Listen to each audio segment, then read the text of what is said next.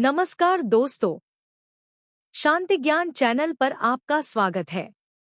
इस चैनल पर आपको रोजाना करंट अफेयर्स, सामान्य ज्ञान और प्रतियोगी परीक्षाओं की तैयारी के लिए उपयोगी सामग्री मिलती है। अगर आपने अभी तक हमारा चैनल सब्सक्राइब नहीं किया है, तो अभी सब्सक्राइब करें और बेल आइकन जरूर दबाएं। तो चलिए शुरू करते हैं आज का करंट अफेयर्स क्विज।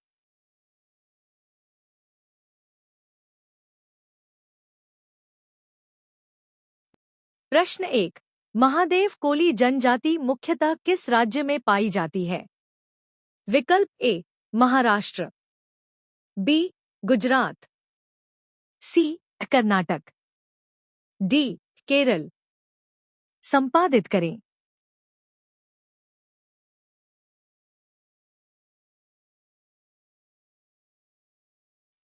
सही उत्तर ए महाराष्ट्र।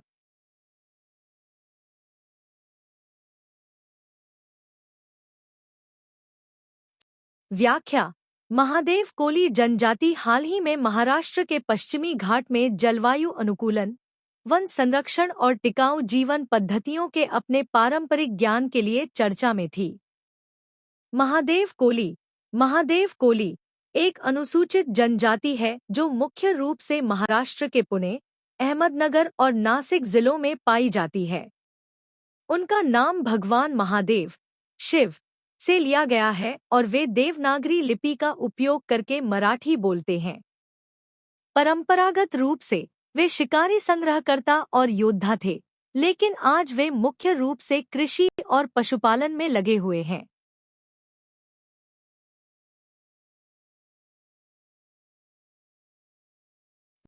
प्रश्न 2। हाल ही में जारी पुस्तक संस्कृति रत्न भंडार भौवैयार इतिवृत्तो किस लोक संगीत परंपरा से संबंधित है? विकल्प ए बिहू, बी भवैया, सी लावणी, डी बौल। संपादित करें।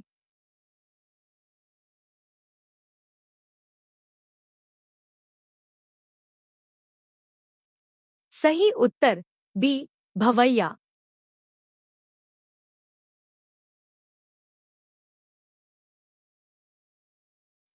व्याख्या। उपराष्ट्रपति ने हाल ही में संस्कृति रत्न भंडार भौवैयार इतिवृत्तो पुस्तक का विमोचन किया। पुस्तक के लेखक जयंत कुमार रॉय और संगीता रॉय हैं। यह उत्तरी बंगाल, असम और आसपास के क्षेत्रों की पारंपरिक लोक संगीत शैली भवैया के ऐतिहासिक विकास और सांस्कृतिक महत्व का वर्णन करता है। पुस्तक कोच राजवंशी समुदाय की सांस्कृतिक विरासत और भवाइया परंपरा को आकार देने में त्योहारों, कृषि और सामुदायिक जीवन की भूमिका पर प्रकाश डालती है। भवैया लोक संगीत आम लोगों की भावनाओं, आकांक्षाओं, संघर्षों और ज्ञान को दर्शाता है और भारत की सांस्कृतिक विरासत का एक महत्वपूर्ण हिस्सा है।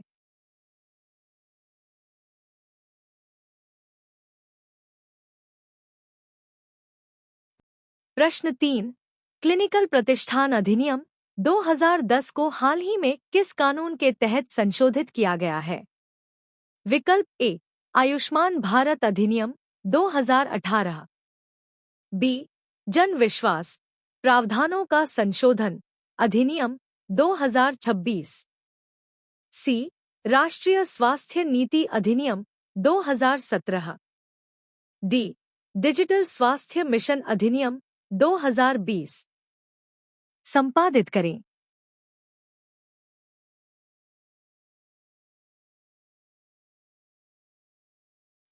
सही उत्तर बी जन विश्वास प्रावधानों का संशोधन अधिनियम 2026।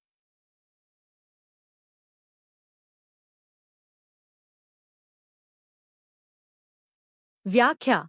स्वास्थ्य और परिवार कल्याण मंत्रालय ने जन विश्वास प्रावधानों का संशोधन अधिनियम 2026 के तहत नैदानिक प्रतिष्ठान पंजीकरण और विनियमन अधिनियम 2010 में संशोधन किया है।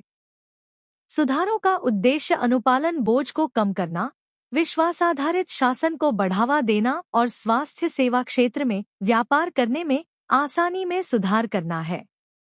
संशोधनों के तहत छोटी प्रक्रियात्मक खामियों के लिए आपराधिक मुकदमा चलाने को प्रशासनिक दंड प्रणाली से बदल दिया गया है। श्रेणीबद्ध और आनुपातिक प्रवर्तन तंत्र की शुरुआत करते हुए प्रमुख अनुभागों में जुर्माना शब्द को जुर्माना से बदल दिया गया है।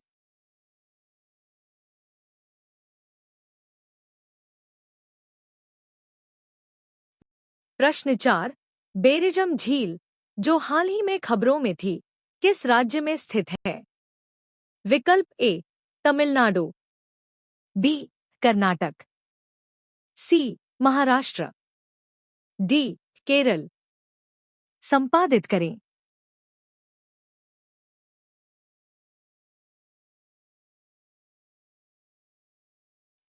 सही उत्तर ए तमिलनाडु।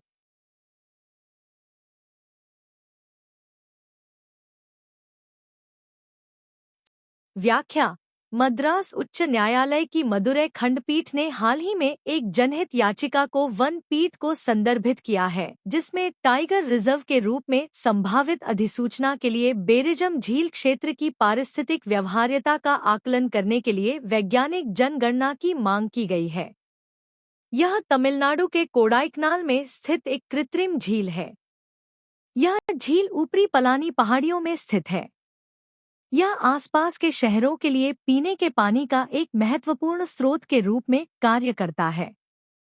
बेरिजाम झील समृद्ध जैव विविधता का समर्थन करने वाला एक महत्वपूर्ण संरक्षण क्षेत्र है।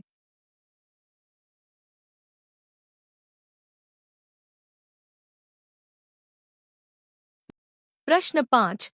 श्री अमरनाथ जी यात्रा 2026 के लिए निगरानी मजबूत करने के लिए किस पुलिस बल द्वारा प्रोजेक्ट हॉक आई शुरू किया गया है?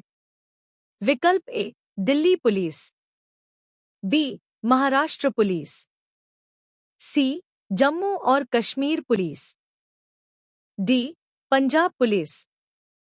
संपादित करें।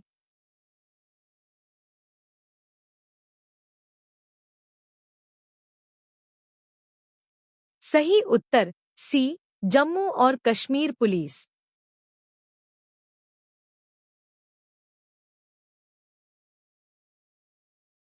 व्याख्या। जम्मू और कश्मीर पुलिस ने श्री अमरनाथ जी यात्रा 2026 के लिए निगरानी को मजबूत करने के लिए प्रोजेक्ट हॉक आई नामक एक प्रौद्योगिकी संचालित सुरक्षा पहल शुरू की है। यह परियोजना बहुस्तरीय सुरक्षा के लिए ड्रोन निगरानी, सीसीटीवी नेटवर्क, चेहरे की पहचान प्रणाली, स्नाइपर टीमों और जमीनी अवलोकन चौकियों को एकीकृत करती है। वास्तविक समय की हवाई निगरानी के लिए 5 ड्रोन तैनात किए गए हैं, जबकि 416 सीसीटीवी कैमरे निरंतर जमीनी निगरानी सुनिश्चित करते हैं। इस प्रणाली में 22 स्नाइपर टीमें और तीर्थयात्रा मार्ग पर रणनीतिक रूप से स्थित अवलोकन पोस्ट, मचान मोर्चा भी शामिल हैं।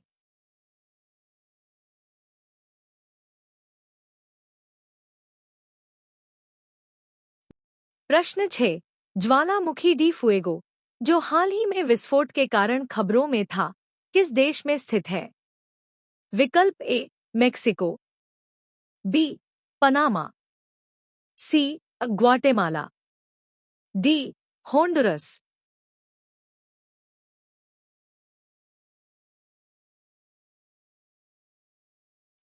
सही उत्तर सी ग्वाटेमाला।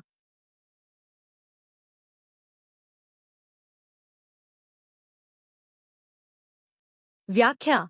ग्वाटेमाला में ज्वालामुखी डी फ्यूगो, आग का ज्वालामुखी, हाल ही में फट गया, जिससे पर्यटकों को जल्दी से जगह खाली करनी पड़ी क्योंकि इसकी ढलानों पर जलती हुई चट्टानें गिर गईं। यह ग्वाटेमाला में स्थित एक सक्रिय बेसाल्टिक स्ट्रेटोवोल्कानो है और मध्य अमेरिका में सबसे सक्रिय ज्वालामुखियों में से एक है। यह ज्वालामुखी 2 अन्य प्रमुख स्ट्रेटोवोल्केनों के साथ-साथ ऐतिहासिक शहर एंटीगुआ पर नजर रखता है। ज्वालामुखी डी फ्यूगो मध्य अमेरिकी ज्वालामुखी आर्क का हिस्सा है, जो ग्वाटेमाला से पनामा तक फैली ज्वालामुखियों की एक श्रृंखला है। Guatemala Prashant ring of fire पर स्थित है। जिससे यहाँ अक्सर भूकंप और ज्वालामुखी विस्फोट का खतरा रहता है।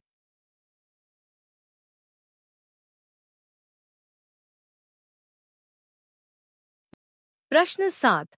ब्यूरवेस्टनिक मिसाइल किस देश द्वारा विकसित की गई है? विकल्प ए रूस, बी चीन, सी इज़राइल, डी जापान।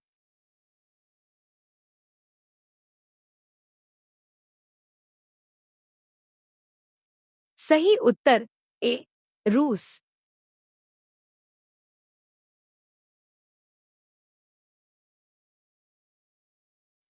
व्याख्या। रूस की ब्यूरवेस्टनिक मिसाइल ने हाल ही में ध्यान आकर्षित किया जब शोध से पता चला कि इसकी उड़ान परमाणु संचालित प्रणोदन प्रणाली के कारण रेडियोधर्मी सामग्री का निशान छोड़ सकती है। ब्यूरवेस्टनिक, जिसका अर्थ है स्टॉर्म पेट्रेल, रूस द्वारा विकसित एक जमीन से लॉन्च की जाने वाली, कम उड़ान वाली, परमाणु संचालित और परमाणु शस्त्र क्रूज मिसाइल है। इसे दुनिया की पहली परमाणु ऊर्जा से चलने वाली क्रूज मिसाइल माना जाता है। यह मिसाइल 2018 में रूसी राष्ट्रपति व्लादिमीर पुतिन द्वारा अनावरण किए गए 6 रणनीतिक हथियारों में से एक थी। नाटो ने मिसाइल को SSC-X9 स्काईफॉल के रूप में नामित किया है।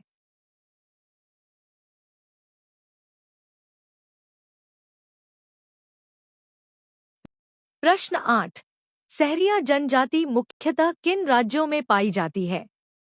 विकल्प ए ओडिशा और झारखंड, बी मध्य प्रदेश और राजस्थान, सी छत्तीसगढ़ और तेलंगाना, डी गुजरात और महाराष्ट्र।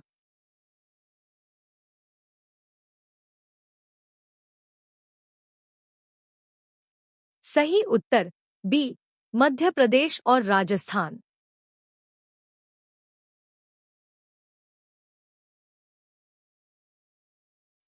व्याख्या। सहरिया जनजाति हाल ही में खबरों में थी जब राष्ट्रपति ने मध्य प्रदेश के कुनो राष्ट्रीय उद्यान में जनजाति के सदस्यों के साथ बातचीत की। सहरिया को भारत में विशेष रूप से कमजोर जनजातीय समूह PVTG के रूप में मान्यता प्राप्त है। इन्हें सहर, सायर, सावर, सोनार और सहरा जैसे नामों से भी जाना जाता है। यह जनजाति मुख्य रूप से मध्य प्रदेश और राजस्थान के वन और ग्रामीण क्षेत्रों में निवास करती है। वे आम तौर पर सहराना नामक अलग-अलग बस्तियों में रहते हैं, जिसमें घरों के समूह होते हैं।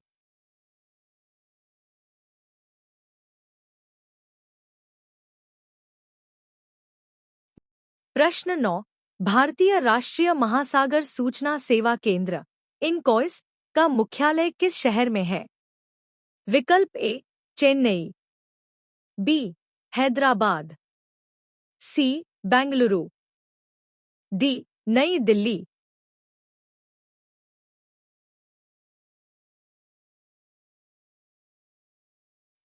सही उत्तर बी हैदराबाद।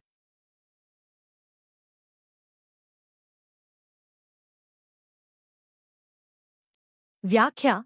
भारतीय राष्ट्रीय महासागर सूचना सेवा केंद्र इनकॉइस ने हाल ही में समुद्री क्षेत्रों को चल रहे अल नीनो स्थितियों के संभावित प्रभावों के बारे में सूचित करने के लिए विशेष अल नीनो बुलेटिन जारी करना शुरू किया है।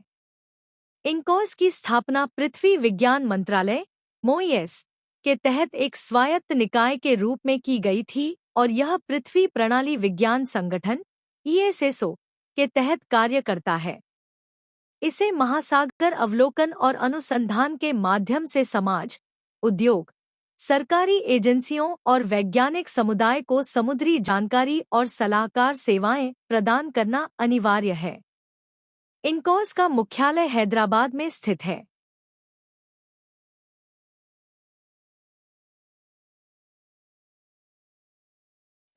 प्रश्न 10। हाल ही में पश्चिमी घाट में खोजा गया अंतराम इडुक्की किस समूह के जीवों से संबंधित है?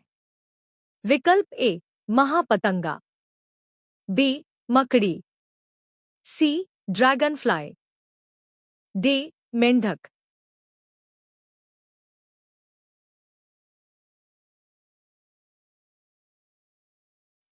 सही उत्तर ए महापतंगा।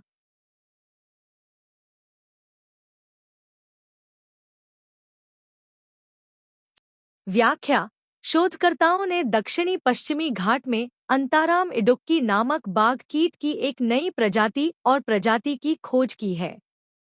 इसकी खोज केरल के इडुक्की जिले में हुई थी। अब तक यह प्रजाति केवल इडुक्की क्षेत्र से ही जानी जाती है। टाइगर पतंगे परागणकों के रूप में एक महत्वपूर्ण पारिस्थितिक भूमिका निभाते हैं, खासकर रात में खिलने वाले पौधों के लिए। वे पक्षियों, चमगादड़ों और अन्य वन्यजीवों के लिए भोजन स्रोत के रूप में भी काम करते हैं।